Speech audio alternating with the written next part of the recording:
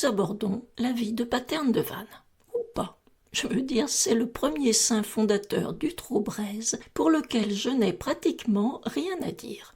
Le peu qu'on trouve sur lui résiste rarement à une étude rapide ou est contesté par les historiens. Dans ce no man's land, nous pouvons sauver une date approximative, celle du concile de Vannes qu'il a consacré évêque, 465, et une plage de date, sa mort, entre 490 et 511 après Jésus-Christ. D'autre part, tout le monde s'accorde sur le fait que son patronyme est gallo-romain, donc non breton, peut-être armoricain. Certains essaient de rattraper l'affaire en lui attribuant une mère bretonne, Gwen, cependant qui y croit vraiment.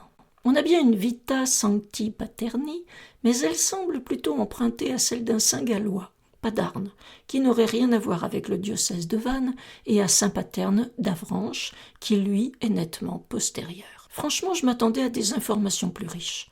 On place toujours Paterne sur le même piédestal que les 6 autres saints du Trobreuse, Paul, Tudual, Brieux, Malo, Samson et Corentin. Et voilà qu'au final, on a moins de sources à son sujet que sur Saint-Main, par exemple, qui ne fait pas partie du Trobreuse puisqu'il n'a pas fondé d'évêché. Bon, mais ne désespérons pas, nous tenons déjà une piste. Son nom est gallo-romain, il était à Vannes vers 465 et il est mort à la fin du 5e ou au début du 6e siècle, ce qui fait de lui un des premiers fondateurs d'évêchés d'Armorique. Je dis bien Armorique, car Vannes n'est devenue bretonne que lorsque Warrock l'a investie en 578, longtemps après la mort de Paterne. Super. Nous parlons donc d'un saint breton qui n'était pas breton, fondateur d'un évêché breton qui ne l'était pas encore. Mais alors, pourquoi Vannes, la gallo-romaine, est-elle intégrée au Trobreuse, ce tour de Bretagne qui laissait soigneusement de côté Rennes et Nantes parce que gallo-romaine ? Eh bien, si vous voulez me suivre dans un raisonnement par l'absurde et regarder la carte, vous noterez que si on élimine Vannes, les pauvres pèlerins quittant Dole auraient dû marcher directement vers Quimper dans une étape sans fin, à travers bois et forêts, et on aurait difficilement parlé d'un tour de Bretagne, tout au plus d'un croissant. Ah non, ça n'est pas possible, pas de croissant, pas de viennoiserie, chez nous c'est le quignaman, et il est rond. En toute rigueur scientifique, nous en conclurons donc que c'est grâce au quignaman que Paterne est honoré comme saint fondateur breton. Plus sérieusement, on se rappellera que le Trobreuse a été créé à une époque ultérieure, selon les historiens ou plutôt vers le IXe siècle, quand Vannes faisait indiscutablement partie de la Bretagne et qu'il ne lui manquait plus qu'un évêque fondateur qu'on bretoniserait au besoin. Alors, commençons par la légende, telle qu'elle nous est transmise par Albert le Grand. Nous savons que ce très cher Albert yoyotait ferme quand il écrivait les vies des saints de la Bretagne armorique en 1637. Mais c'est tout ce dont nous disposons pour démarrer notre histoire. Et ne dénigrons pas notre frère dominicain qui a pris la peine de collecter de paroisse en paroisse ces récits traditionnels transmis au fil des générations. Il reçoit l'hommage de l'historien Joël Cornette, pour qui ce livre a tenu lieu pendant plusieurs siècles de Bibles et d'abécédaires sous de nombreux toits bretons. C'est bien lui le principal responsable de la fixation du légendaire hagiographique breton jusqu'à nos jours. Alors, fort de la caution universitaire, ne boudons pas notre plaisir et entrons dans la vie de Paterne selon Albert le Grand et Arthur le Moine de la Borderie. Paterne est né en Bretagne armorique de parents riches et vertueux. Son père s'appelait Pétranus, il était originaire de Poitiers. Venu s'installer en Bretagne, il avait épousé une vertueuse fille nommée Julite Gwen. Ils ont un enfant, Paterne, qu'ils consacrent à Dieu. Là-dessus, Pétranus quitte la mère et l'enfant pour mieux et plus librement s'adonner au service de Dieu. Il traverse la mer jusqu'en Irlande où il se fait moine. On ne connaissait pas encore le prétexte de l'achat urgent de cigarettes pour se barrer du foyer conjugal. Où l'on voit avec respect que Julite Gwen était une sainte, c'est qu'elle ne l'a pas mal pris du tout. Elle a bravement élevé le bébé saint en lui faisant avec le lait sucer la piété, dévotion et crainte de Dieu. Pause miracle. Un jour qu'elle s'apprêtait à coudre un vêtement pour son enfant, elle est appelée pour une autre tâche. Elle pose les tissus sur la fenêtre et sort de la pièce. Un milan qui voltait par là s'en empare et en garnit son nid. Au bout d'un an, le milan est délogé et on trouve les étoffes dans le fond du nid, aussi belles et entières que si on venait de les acheter chez le marchand. Point. Peut-être y a-t-il un sens symbolique qui m'échappe. Julie de Gouin met tout en œuvre pour que son fils fasse de bonnes études, et il se montre à la hauteur. Un jour cependant, comme tout enfant dans sa situation, il demande qui est son père et pourquoi il n'est pas là. Sa mère lui répond qu'il est parti en Irlande servir Dieu, qu'il jeûne, prie, veille, médite, dort sur une simple paillasse et se consacre à la louange du Seigneur jour et nuit. Aussitôt le gamin proclame « Et quoi ? Quelle meilleure condition pourrais-je choisir que celle dont mon père a fait élection ? Certes, ma mère, je serai aussi religieux ou mourrai en la peine. » Julie est une sainte, donc elle approuve la vocation du petit et l'encourage. Une mère moins sainte lui aurait rétorqué « Sur un autre ton tu veux, et va plutôt ranger ta chambre. » Paterne grandit, il ne pense plus qu'à une chose, se faire moine. Alors il va trouver l'abbé Générosus, qui gouverne un grand nombre de religieux dans le monastère de Saint-Gildas de Rhuys, qui n'existait pas, ni Gildas ni le monastère, vu que Saint-Gildas serait né entre 490 et 504, en plein dans les dates estimées de la mort de Paterne. C'est pas grave, il devient néanmoins pendant 3 ans l'intendant du monastère de Saint-Gildas, à la grande satisfaction de tous. Dans ses fonctions au monastère, Paterne était amené à rencontrer des gens à l'extérieur, mais conscient, selon la parole du prophète, que les yeux sont les portes par lesquelles la mort entre dans l'âme. Il ne regardait jamais un humain dans les yeux, et encore moins une femme.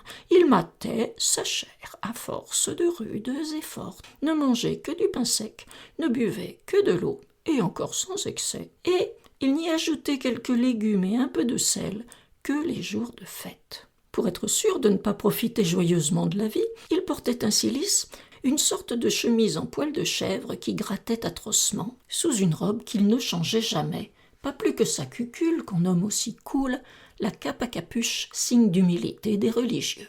Évidemment, un moine qui pue la chèvre et le vieux renard risque moins d'être sollicité par les avances féminines. Il ne s'habillait pas plus chaudement l'hiver que l'été, il dormait directement sur les dalles ou sur quelques fagots, tant et si bien qu'au bout de quelques mois, il n'avait plus que la peau sur les os.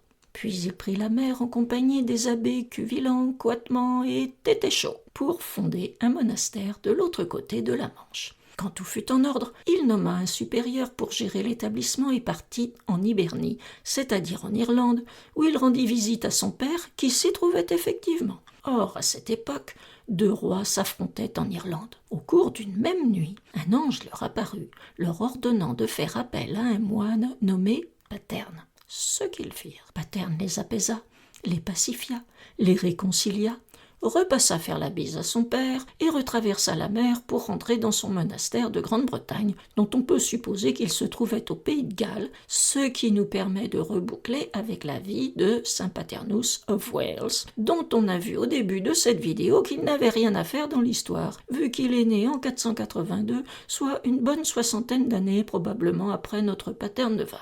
C'est pas grave. Paterne constate que tout s'est bien passé sans lui au monastère, et il en crée 2 ou 3 autres. Pause, miracle. Un roi du pays de Galles, Maelgwn, voulut s'emparer des richesses d'un monastère de Paterne. Partant guerroyer contre un autre roi, il envoya 2 de ses soldats remettre à Paterne un coffre rempli de mousse et de gravier, en précisant qu'il s'agissait d'un trésor à mettre précieusement en lieu sûr. De retour de guerre, Maelgwn réclame son trésor. Quand les soldats du roi ouvrent le coffre, ils ne trouvent que mousse et gravier. Maelgwn accuse Paterne de lui avoir volé son bien et demande réparation. Paterne affirme qu'il n'en est rien, et puisqu'on en est à parole contre parole, il en appelle à Dieu, son garant, et propose de se soumettre, avec les envoyés du roi qui l'accusent, à l'épreuve de l'eau bouillante. C'était une façon simple de régler les conflits. On faisait bouillir de l'eau dans un grand chaudron. Les parties opposées trempaient un bras. Celui qui survivait disait la vérité. Paterne a remporté le match haut la main, qu'il a sorti blanche et froide comme la neige, tandis que les autres, à peine l'avant-bras plongé dans l'eau, tombèrent raides morts. Leurs âmes, sous forme de corbeaux, volèrent vers le lit de la rivière, qui à ce jour est appelé du nom de l'un d'eux, Graban. Le roi scélérat tombe malade, devient aveugle, demande pardon à Paterne, qui le guérit. Pour se faire pardonner, le roi donne une belle étendue de terre au monastère. C'est alors que saint David, vivant lui aussi au pays de Galles, reçoit la visite d'un ange qui lui dit de partir en pèlerinage à Jérusalem avec Paterne et Thurio, ce qu'ils firent. Pause, miracle. Pendant leur trajet, ils surent parler les langues barbares des pays traversés sans les avoir apprises, aussi facilement que le breton, précise Albert. Et comme Paterne ne parlait nullement breton, cela est plausible, du moins en ce qui le concerne. Quand ils arrivent à destination, le patriarche de Jérusalem reçoit l'ordre d'un ange de les accueillir, de leur imposer les mains et de les autoriser à prêcher l'Évangile. Ce qu'il fait. En outre, il donne à Paterne une crosse d'ivoire et une belle tunique sans couture, car il a deviné que Paterne deviendra évêque. Puis il les renvoie prêcher chez eux. Après, la chronologie devient difficile à suivre. Le roi Arthur veut absolument piquer à Paterne sa belle tunique de Jérusalem, mais Paterne dit que la terre l'engouffre, ce qu'elle fit. Elle l'engloutit jusqu'à la gorge. Arthur se repent, chante les louanges de Dieu et de Paterne, la terre le recrache. C'est donc grâce à Paterne que le roi Arthur est devenu un bon roi chrétien. Plus tard, le comte de Vannes décide de traverser la Manche pour s'emparer de la Cornouaille d'outre-mer. Il rencontre Paterne et décide de le ramener à Vannes pour en faire son évêque. Tout cela autour de l'an 587, soit un bon demi-siècle après la mort de Paterne. C'est pas grave. Alors que notre saint est installé à Vannes, il a une sorte d'embrouille avec Samson de Dol, auquel il refuse de se soumettre. Albert nous explique que Samson réunit dans un synode les 7 évêques du Trou-Brèze, dont certains vivaient au 5e siècle, d'autres au 6e, voire pour Malo jusqu'au début du 7e. Tandis que les évêques de Rennes et de Nantes n'y participaient pas, car ils étaient gallo-romains et dépendaient du métropolitain de Tours. Ok.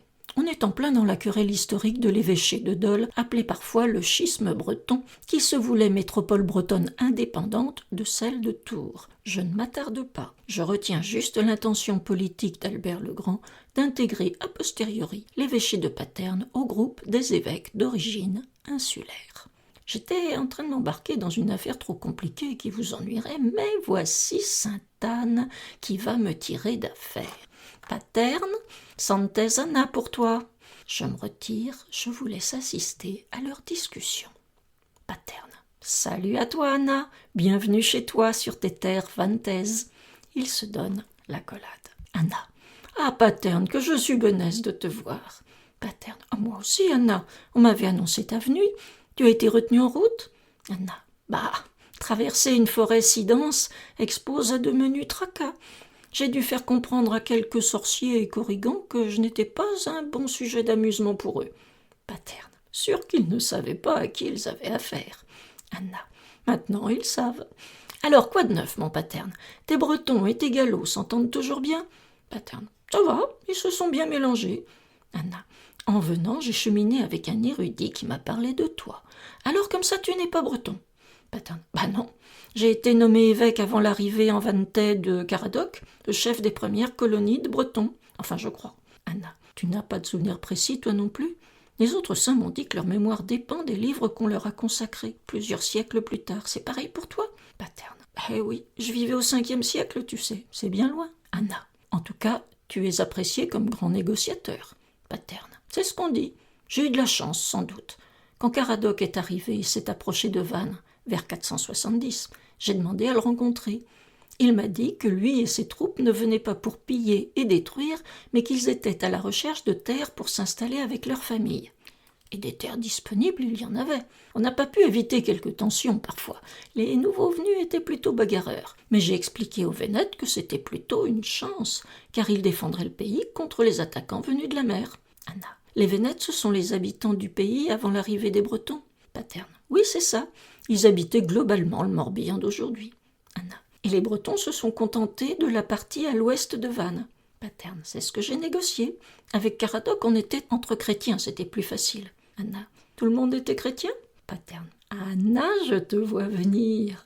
Bien sûr qu'il restait beaucoup de païens de part et d'autre, et j'avais justement été placé là pour les christianiser. Caradoc a accepté cette répartition, ainsi Vannes et toute la partie est de la région restaient gallo-romaines, ce qui m'a permis de maintenir mon évêché sous l'autorité de l'évêque de Tours, en compagnie de Nantes et Rennes.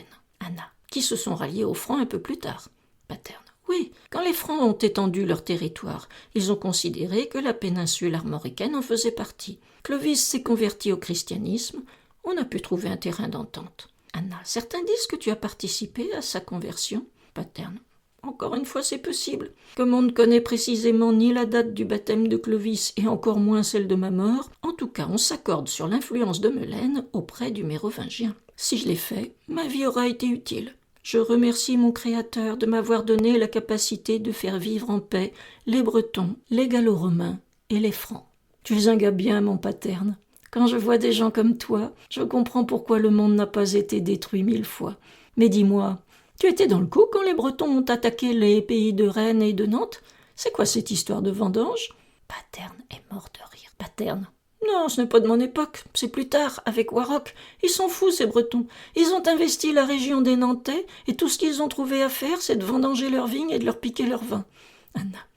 Je reconnais bien là mes Bretons. Ah, les gredins, je les imagine bien. Après tout ça, tu as terminé ta vie tranquillement à Vannes, au milieu de tes paroissiens. Paterne. Bah non, j'ai dû quitter la ville et me retirer en Gaule. Anna. Tu t'es fait virer? Paterne. Ah, en quelque sorte. Je ne sais plus trop qui de mes paroissiens ou de ma hiérarchie m'a accusé de mollesse. Il semble que les gens se fatiguent de vivre en paix. La tolérance les ennuie. Au cours d'un synode avec les évêques et des moines, je ne me suis plus senti à ma place. On multipliait les interdictions, on excommuniait, on condamnait à des châtiments physiques. Je me sentais fatigué et ma présence ne faisait qu'exciter leurs insolences. J'ai voulu vivre au calme. Anna, mais tu leur as tout de même jeté une malédiction avant de partir. Paterne. Mais pas du tout, voyons. Je suis juste parti. Et c'est bien après ma mort qu'une sécheresse continue de 3 ans a sévi sur le pays. Les habitants ont imaginé que j'étais mécontent parce qu'ils ne m'avaient pas soutenu dans l'épreuve. Mais c'était juste une sécheresse due à la météo. Il ne pleuvait pas. Alors ils ont pensé que s'ils ramenaient mes reliques, ils seraient pardonnés. Anna. Et il a plu. Paterne. Bah oui, il finit toujours par pleuvoir. Anna. Et depuis, tu es le saint préposé à la pluie. Mon pauvre Paterne. Les autres saints précipitent des dragons dans la mer, arrêtent des épidémies de peste par leur seule volonté, tuent des sorcières, disent la messe sur le dos d'une baleine, et toi, tu ramènes la pluie en Bretagne. Tu ne prends pas de gros risques. Paterne. Je sais que ça manque de panache. Anna. Et ce sont tes reliques qui produisent ces beaux miracles? Paterne. Oui, on les sort, on part en procession, et il pleut. Il rit. Anna. Cool. Elles sont où tes reliques, Paternus Pluvius? Paterne. Il y en a une partie dans la cathédrale et d'autres dans un buste à mon image dans l'église Saint-Paterne. Mais tu sais, ce qui compte, c'est le message du Christ, pas des vieux os qui parfois ne sont même pas humains. Anna. Waouh, tu m'étonnes que tu aies dérangé du monde. Décidément, je t'aime beaucoup, mon Paterne. Bon, je vais aller jeter un coup d'œil sur ces reliques. Paterne. Tu continues ton Trobreuse ensuite? Tu ne fais pas le détour par Sainte-Anne-d'Auray? Anna. Ah, je ferais bien une apparition, mais c'est bon. Il y a déjà trop de monde à ma procession de juillet. Ils sont obligés de mettre des barrières pour contenir la foule. Je préférais quand ma statue quittait l'église portée sur les épaules des hommes, au milieu des pèlerins qui touchaient le socle doré. Ça me faisait comme des caresses ou des guilis. Il rit. Allez, ciao, Paternus Pluvius, à plus. Paterne. Ciao, Anna.